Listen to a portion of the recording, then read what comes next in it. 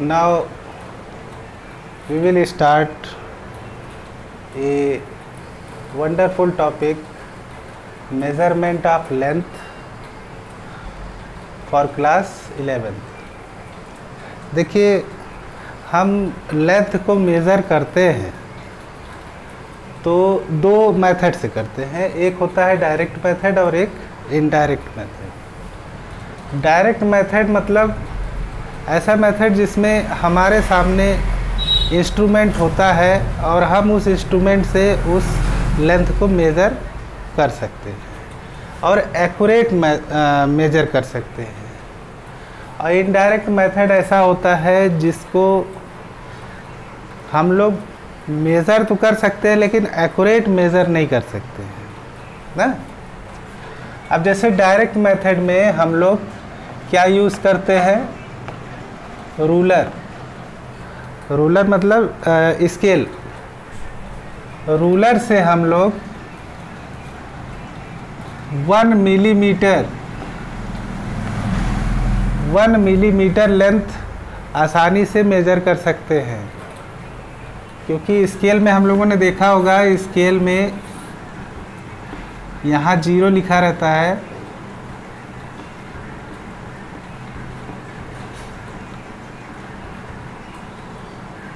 यहाँ 1 लिखा रहता है। तो ये जो सबसे छोटी लेंथ होती है, सबसे छोटी लेंथ ये जो होती है, इसी को हम लोग 1 मिलीमीटर कहते हैं। लेकिन अगर स्केल से हमको 1 मिलीमीटर से भी कम लेंथ मेज़र करनी हो तो हम स्केल से मेज़र नहीं कर सकते हैं। और सेकेंड वन आता है vernier caliper. Vernier caliper.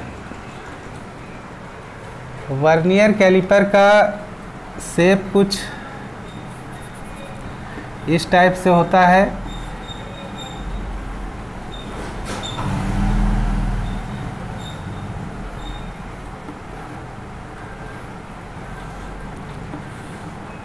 Lab में आपको मिल जाएगा।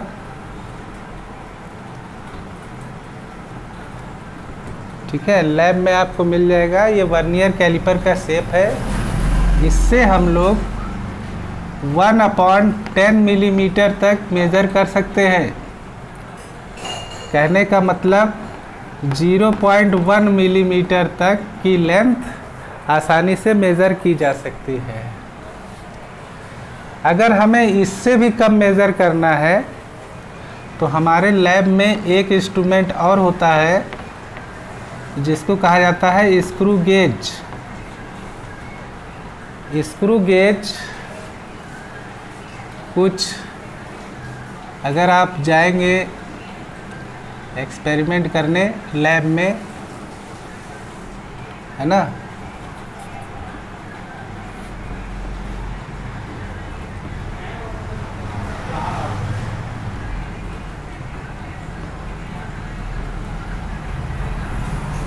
कुछ इस शेप का होता है स्क्रू गेज। और हम स्क्रू गेज से 1/100 मिलीमीटर तक मेज़र कर सकते हैं। कहने का मतलब 0.01 मिलीमीटर तक की लेंथ को हम लोग मेज़र कर सकते हैं।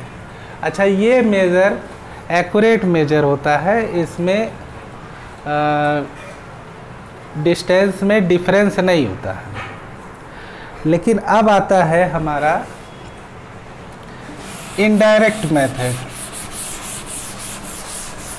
इनडायरेक्ट मेथड में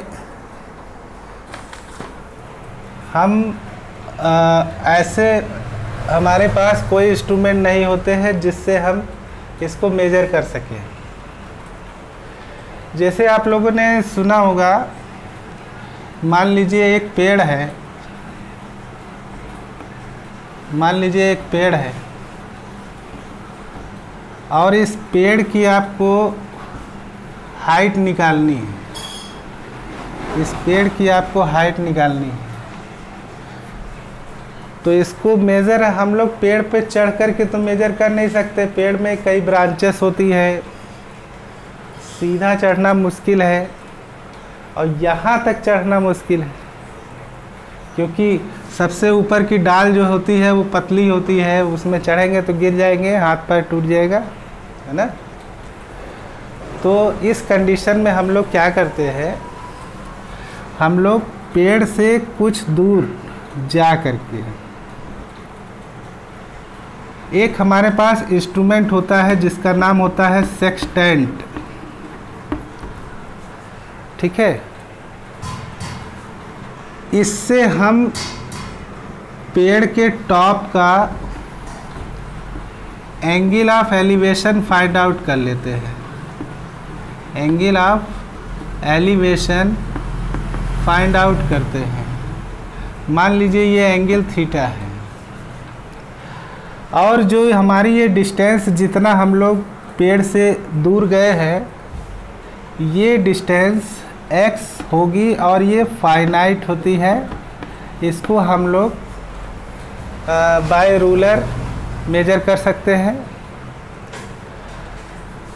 अब हम लोग ने ट्रिग्नोमेट्री में देखिए, इस पेड़ की हाइट को हम लोग जिस मेथड को लगा करके हाइट इसका मेजर किया जाता है, उस मेथड का नाम है ट्रिग्नोमेट्रिक मेथड। अब थोड़ा सोचिए, ये परपेंडिकुलर है, ये बेस है और ये थीटा है, तो क्या हम लोग tan थीटा यूज करके, tan theta equal to h upon x use करके क्या h की वैल्यू नहीं निकाल सकते? h equal to x tan theta.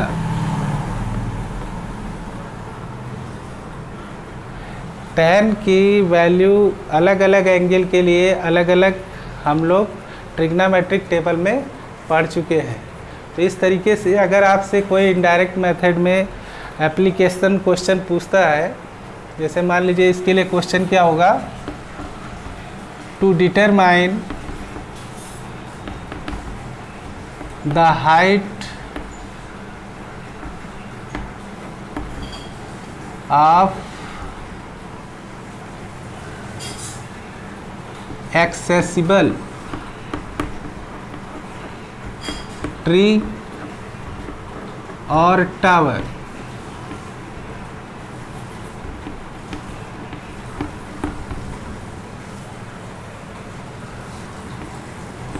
How can we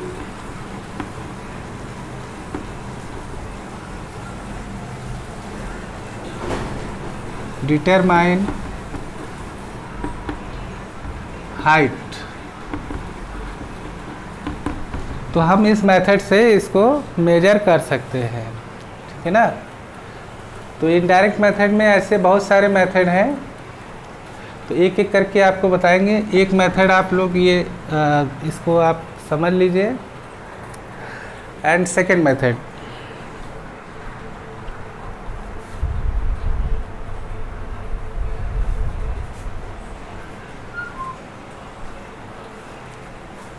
describe a method is used to measure the height of inaccessible hill। मान लीजिए कोई पहाड़ी है, मान लीजिए ये कोई पहाड़ है और हमें इस पहाड़ की हाइट मेज़र करनी है, तो हम लोग इसको आसानी से मेजर तो नहीं कर सकते हैं। तो हम लोग क्या करेंगे, इसका एक बेस हम O ले लेंगे और यहाँ पर 2 पॉइंट पर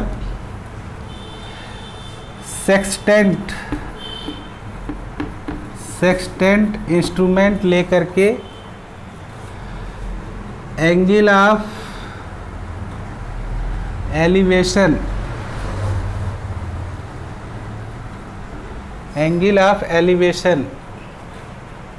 हम लोग ले लेंगे पॉइंट A पर, पॉइंट B पर। मान लीजिए यहाँ पर थीटा है और यहाँ पर एंगल ऑफ एलिवेशन फाई है ना। और इसको लेने के बाद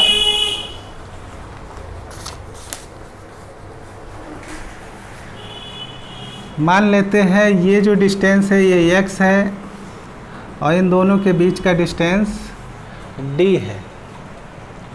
अब हमें हाइट लेना है। देखिए ये फाइनाइट होगा, ये लेंथ फाइनाइट होगा, इसको हम आसानी से मेजर कर सकते हैं। और ये वाला लेंथ भी फाइनाइट होगा, इसको भी आसानी से मेजर कर सकते हैं बाय रूलर।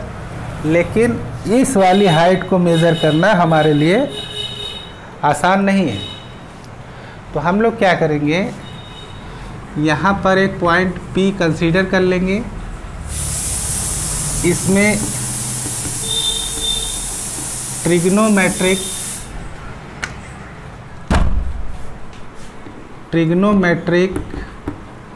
मेथड यूज करेंगे।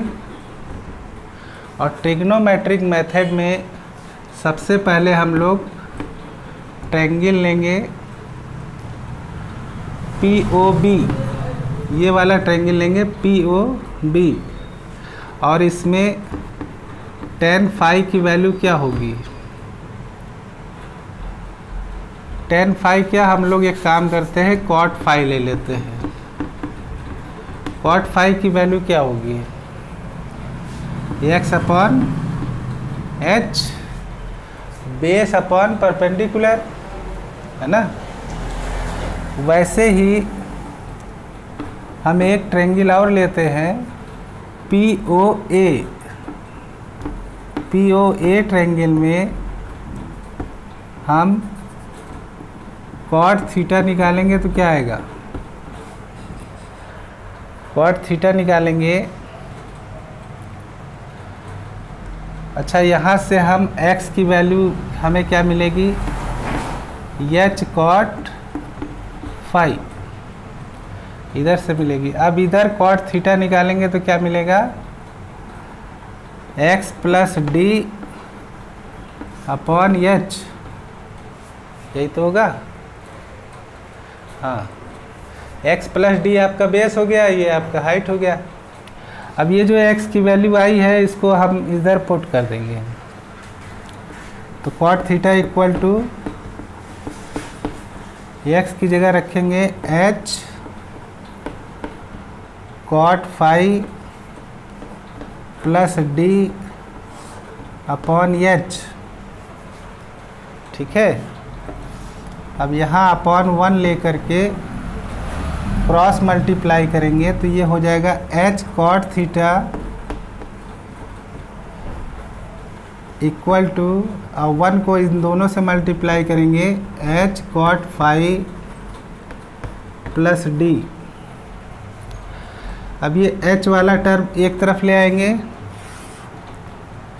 h cot theta minus h cot phi equal to D. अगर इसमें h कॉमन ले लेते हैं तो ब्रैकेट में आएगा cot theta minus cot phi equal to D. तो h इक्वल टू क्या आएगा, d upon cot theta minus cot phi। ये फार्मूला यूज करके हम लोग हाइट ऑफ इनएक्सेसिबल हिल निकाल सकते हैं। इनएक्सेसिबल मतलब जो मेज़रमेंट आसान ना हो, ठीक है, उसको हम असंभव हो, ऐसे मेज़रमेंट को जो असंभव हो उसको इनएक्सेसिबल कहते हैं। तो इस तरीके से हम लोग ट्रिग्नोमेट्रिक मेथड का यूज करके हम लोग हाइट ऑफ हिल मेज़र कर सकते हैं। इसके बाद third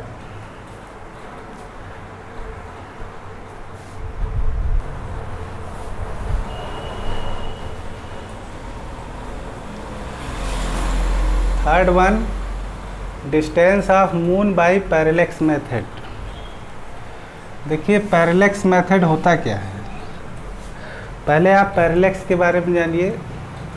it is the apparent shift in the position of an object. Apparent मतलब आभासी, आभास हो, है ना। The position of an object with respect to another. एक दूसरे के सापेक्ष, when we shift our eyes sideways, जब हम अपनी आँखों को एक एक करके बंद करते हैं। जैसे देखिए हमारे पास दो आँखें हैं, हम किसी ऑब्जेक्ट को देख रहे हैं, जब एक आँख बंद करेंगे तो ऑब्जेक्ट हमें दिखाई देगा, और जब हम दूसरी आँख बंद करेंगे तो उस ऑब्जेक्ट की पोजीशन थोड़ा चेंज हो जाती है। जैसे मान लीजिए हम यहाँ से किसी ऑब्जेक्ट को देख रहे हैं, ठीक है। तो जब हम अपनी एक आंख बंद करेंगे तो ये ऑब्जेक्ट हो सकता है हमको यहाँ दिखाई दे, और जब हम दूसरी आंख बंद करेंगे तो ये ऑब्जेक्ट हमको यहाँ दिखाई दे। तो ये क्या है, ये एपरेंट शिफ्ट है, एपरेंट पोजीशन है। ये आभासी पोजीशन है और ये भी आपकी एपरेंट पोजीशन है, ये आपकी ओरिजिनल पोजीशन है, ठीक है। जब हम दोनों आँख से देखते हैं तो हमें ये पोजीशन दिखाई देती है। जब हम अपनी एक आँख बंद करते हैं तो पोजीशन इसकी ये हो जाती है, जब दूसरी आँख बंद करते हैं तो पोजीशन ये हो जाती है। तो क्योंकि पोजीशन चेंज हो जाती है तो इन दोनों के बीच में एक एंगल फॉर्म होगा, ठीक है। इस एंगल को हम लोग पैरालाइटिक एंगल कहते हैं, पैरालाइटिक एंगल कहते हैं। और इस मेथड का यूज करके हम किस तरीके से मून का डिस्टेंस मेजर कर सकते हैं ये हम सीखेंगे।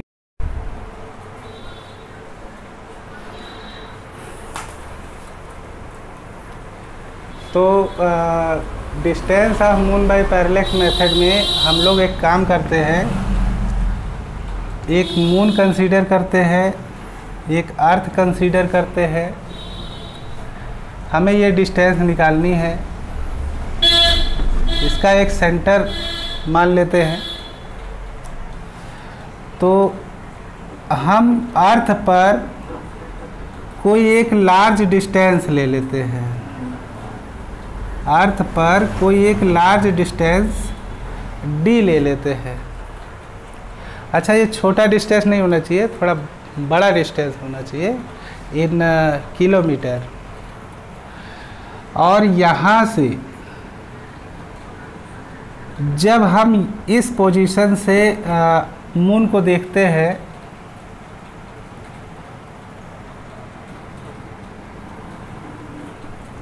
ठीक है, तो बीच में कितना एंगल बनेगा इसको मेजर करना बहुत मुश्किल है। तो हम लोग क्या करते हैं, किसी एक स्टार को जिसकी पोजीशन फिक्स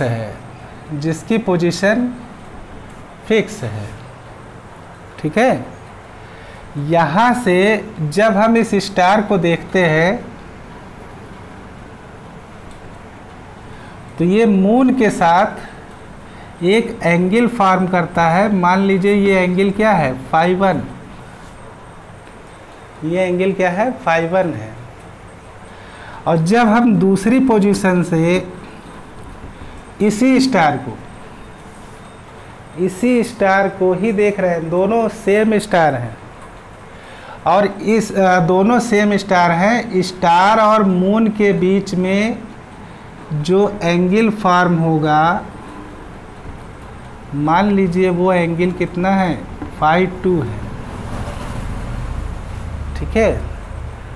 तो हम लोग एक कंसीडर करते हैं,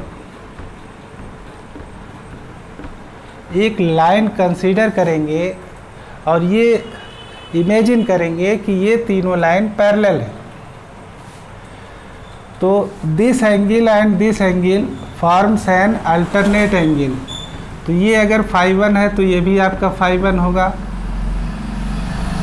और ये अगर φ2 मेजर कर रहा है तो ये भी आपका φ2 मेजर करेगा। तो तो इसका मतलब ये हुआ कि हम जो 2 पॉइंट ले रहे हैं ये डिस्टेंस तो बेटा आपकी फाइनाइट है, इसको तो हम लोग मेज़र कर सकते हैं क्योंकि अर्थ पर है। एंगल हमको पता ही लग गया है ना।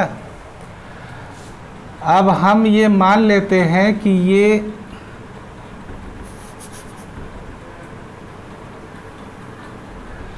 एक सर्किल है, सर्किल में ये आपका सेंटर है, ये आपका ये वाली डिस्टेंस है, ये आपका ये वाली डिस्टेंस है, और ये जो आर्क बन रहा है ये आपका आर्क कुछ इस तरीके से बन रहा है। तो ये आर्क को हम इक्विवेलेंट डिस्टेंस ए बी मान सकते हैं। इस डिस्टेंस को हम लोग डिस्टेंस ए बी मान सकते हैं। और ये जो डिस्टेंस आप देख रहे हैं, इस डिस्टेंस को आप मान लीजिए ये है आर। ये जो डिस्टेंस है मान लीजिए ये कितनी डिस्टेंस है, आर। ये डिस्टेंस इस डिस्टेंस के इक्विवेलेंट मानी जा सकती है। ठीक है, तो क्या हम लोग ये जानते हैं, एक फार्मूला हमारे पास है, angle equal to arc upon radius. एक फार्मूला है angle equal to arc upon radius. तो ये कितना एंगल बन रहा है, यहाँ पर कितना एंगल बन रहा है, ये बन रहा है φ1 प्लस φ2। और ये आर्क कितना बना रहा है, ये आर्क, ये बेटा ए बी डिस्टेंस के इक्वल है। इस डिस्टेंस को और इस डिस्टेंस को इक्विवेलेंट में माना जा सकता है। तो हम इस डिस्टेंस को स्मॉल डी से लिख सकते हैं। अच्छा, रेडियस कितना है, रेडियस आपका ये आर है, और इस आर को हम लोग ये तीनों लेंथ इक्विवेलेंट मानी जा सकती है। क्योंकि इसमें आंसर हमारा एक्यूरेट नहीं आएगा, लेकिन लगभग आएगा, अप्रॉक्स आ सकता है। ठीक है, तो इस आर की जगह हम लोग क्या लिख सकते हैं, डिस्टेंस ऑफ मून फ्रॉम अर्थ। ठीक है, अब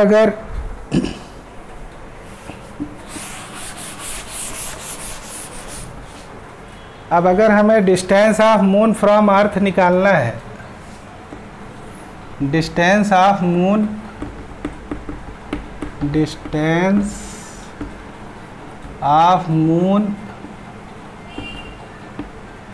फ्रॉम अर्थ अगर निकालना है, तो ये टर्म यहाँ चला जाएगा, ये टर्म यहाँ आ जाएगा। तो that is equal to D upon φ1 plus φ2।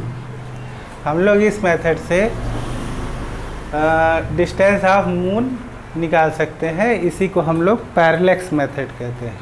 ठीक है, अब इसके बाद नंबर 4,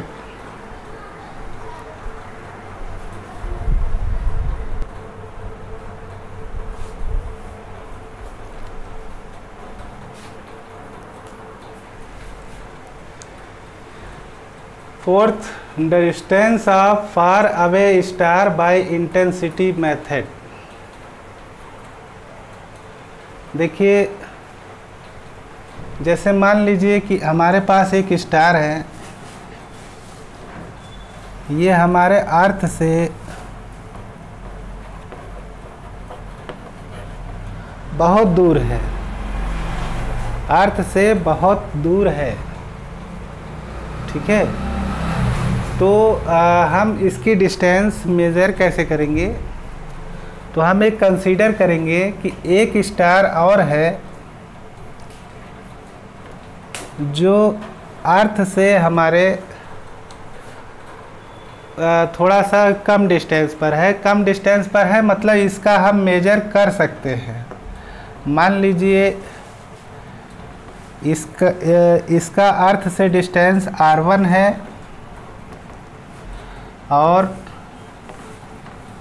इसकी डिस्टेंस r2 है। ये हमारे अर्थ के नज़दीक है और ये वाला स्टार अर्थ से बहुत दूर है। हमें ये डिस्टेंस निकालनी है।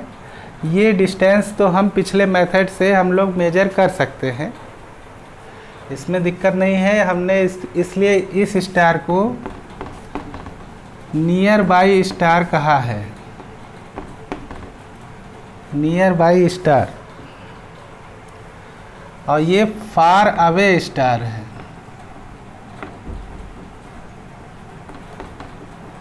अगर हम ये कंसीडर कर लें कि इसकी जो ब्राइटनेस है उसकी इंटेंसिटी I1 है, ये जो स्टार है इसकी इंटेंसिटी I1 है। अच्छा, किसी लाइट की इंटेंसिटी हम लोग किस मेथड से निकाल सकते हैं? जैसे मान लीजिए ये एक सोर्स ऑफ लाइट है, सोर्स ऑफ लाइट है, और हम ये भी जानते हैं कि स्टार की अपनी लाइट होती है, it is a luminous object. तो जब इस सोर्स ऑफ लाइट को हम लोग किसी फोटोग्राफिक प्लेट के ऊपर, किस प्लेट के ऊपर? फोटोग्राफिक प्लेट, फोटोग्राफिक प्लेट के ऊपर इंसिडेंट कराते हैं, तब हमें इस लाइट की इंटेंसिटी फाइंड आउट होती है। मतलब किसी भी सोर्स ऑफ लाइट की इंटेंसिटी फाइंड आउट करने के लिए फोटोग्राफिक प्लेट का यूज किया जाता है। तो हम इसकी इंटेंसिटी को भी अर्थ पर बाय फोटोग्राफिक प्लेट इसकी इंटेंसिटी निकालेंगे और इस नियर बाय स्टार की भी इंटेंसिटी निकालेंगे और ये इंटेंसिटी हमें फाइंड आउट हो जाती है। अब हमें ये जानना ज़रूरी है, एक रूल होता है जिसका नाम है इनवर्स स्क्वायर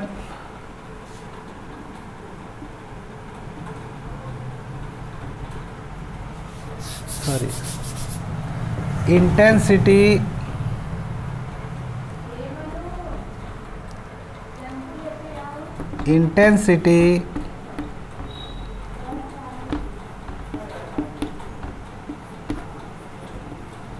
स्क्वायर रूल।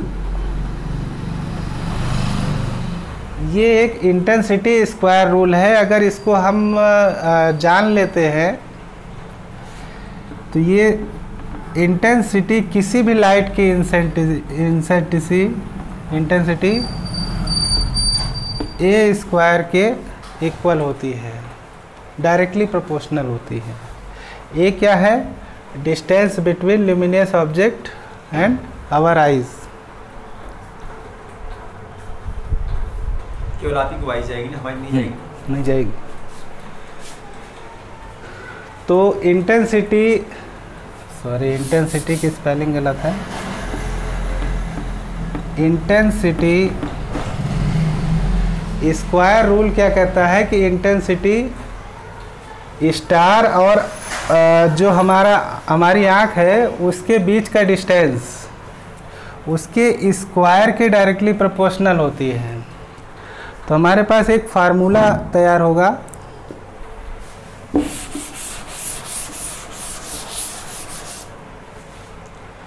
देखिए क्योंकि हमने 2 स्टार लिया है, इसकी भी इंटेंसिटी हमको मालूम है I1 और इसकी भी इंटेंसिटी हमको मालूम है I2। क्योंकि ये स्टार दूर है इसलिए हमको इसका डिस्टेंस नहीं पता है, ये इनफाइनाइट डिस्टेंस है, यही हमको मेजर करना है। हमने एक नियर बाय स्टार लिया है जिसकी डिस्टेंस हम फाइंड आउट कर सकते हैं। क्योंकि ये स्टार नज़दीक है तो हमारे पास कई मेथड हैं। तो हमारे पास एक फार्मूला बनेगा I1/I2 equal to R1 square upon R2 square. ठीक है, तो हम लोग क्या करते हैं, हमें ये नहीं मालूम है, R2 नहीं मालूम है, इसको ले आएंगे इधर R2 स्क्वायर और इसको ले आएंगे इधर I2, ये I1 इसके नीचे चला जाएगा और ये R1 स्क्वायर यहीं रहेगा। ठीक है, तो इस मेथड से हम R2 की वैल्यू, मतलब स्टार से अर्थ के बीच की डिस्टेंस मेज़र करते हैं। और इस मेथड को हम लोग क्या कहते हैं, इंटेंसिटी मेथड, क्योंकि इसमें लाइट की ब्राइटनेस देखी जाती है और उस ब्राइटनेस की इंटेंसिटी से हम लोग लेंथ को मेजर करते हैं। तो ये हमने आपके सामने 4 मेथड समझाए, इसको आप लोग ध्यान से अपनी अपनी कॉपी में नोट करके इसको समझिए। ये चारों method exam point of view से पूछे जाते हैं। Thank you.